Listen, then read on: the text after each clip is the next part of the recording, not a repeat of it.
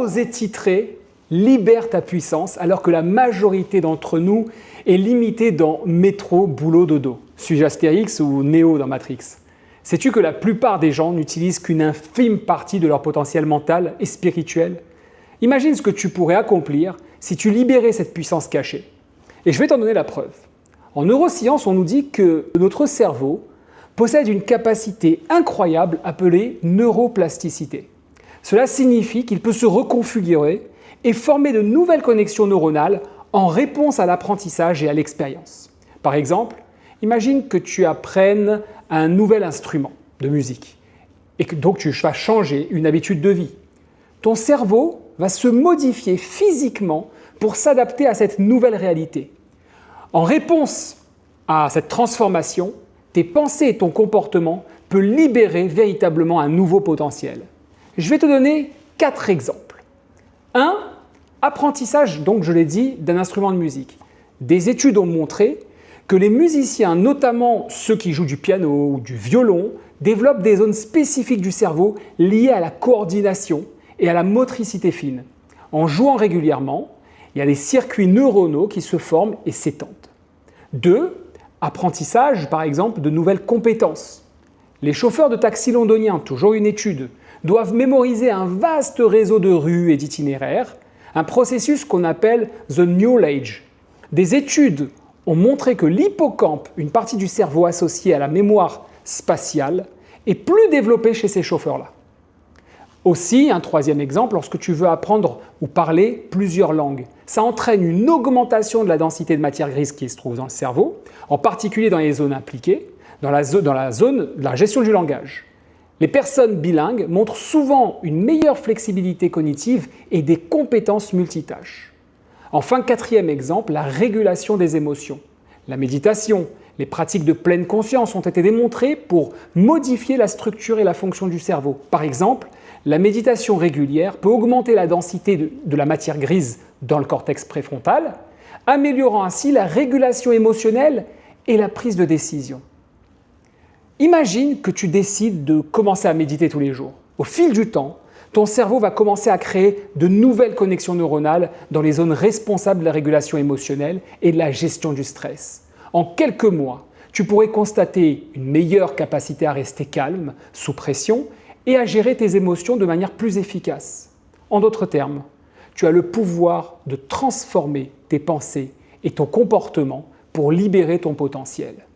Grâce à la neuroplasticité, chaque nouvelle compétence apprise, chaque habitude changée et chaque pensée positive cultivée contribue à remodeler ton cerveau et à renforcer ton pouvoir intérieur.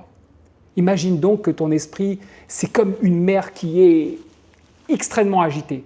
La régulation émotionnelle, c'est apprendre à calmer les vagues pour naviguer plus sereinement. Maintenant, voyons plutôt du côté de la Torah. La Torah nous enseigne que l'homme a été créé à l'image du Créateur. Et donc, il possède un pouvoir créatif immense.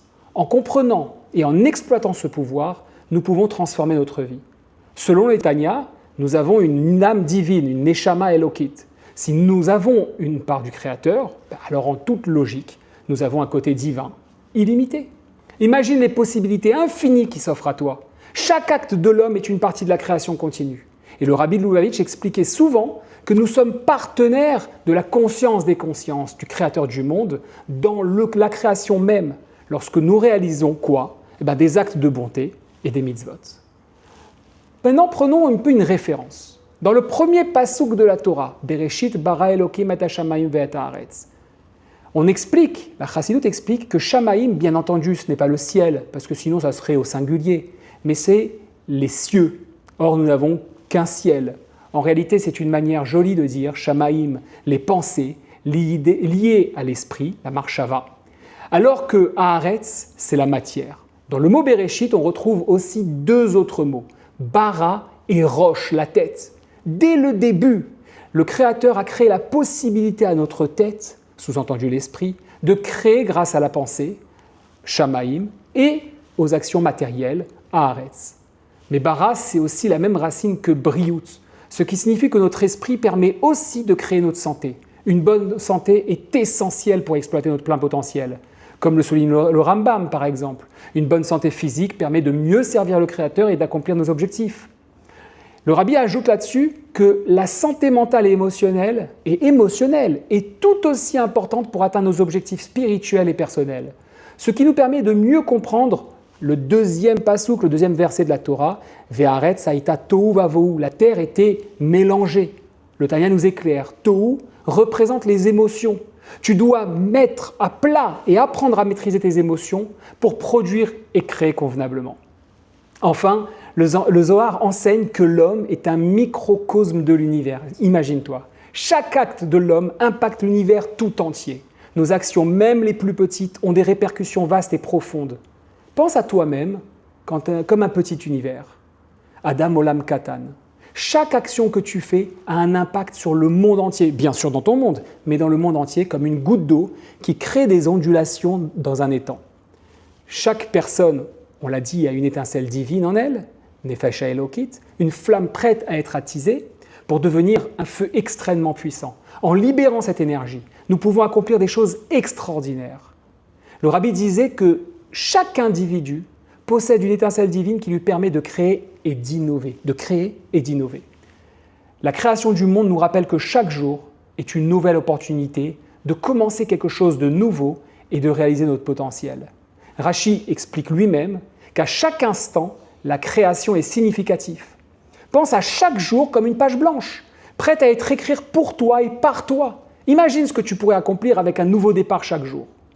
En libérant ton potentiel intérieur, tu peux non seulement transformer ta propre vie, mais aussi avoir un impact profond sur le monde qui t'entoure. C'est un voyage vers la découverte de soi, la réalisation personnelle et une connexion plus profonde avec l'univers. T'as aimé cette vidéo? Like, partage et rejoins-moi dans cette aventure pour découvrir comment ta transformation peut influencer positivement ton monde et le monde autour de toi.